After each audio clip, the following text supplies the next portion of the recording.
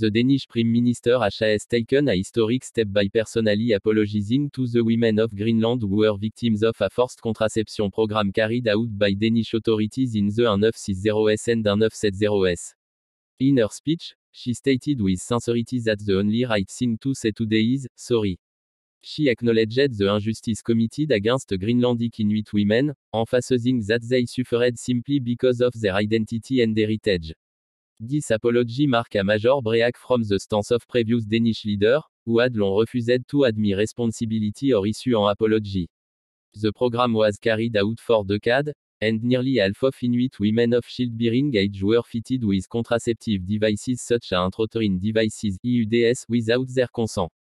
The hidden aim was to suppress population growth among the Inuit in Greenland, which was still under strong Danish influence at the time. The consequences were devastating. Many women suffered long-term physical and psychological damage, while others were left infertile for life. Victims like Catherine, who could never have children because of the forced procedure, expressed both sadness and a sense of relief that Denmark has finally admitted its mistake. The Danish government has also announced the establishment of a reconciliation fund, designed to provide compensation to the victims and to address the wider discrimination suffered by Greenland's Inuit community.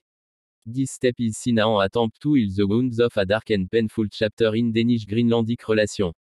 The forced contraception scandal is not the only issue haunting Denmark's colonial past in Greenland.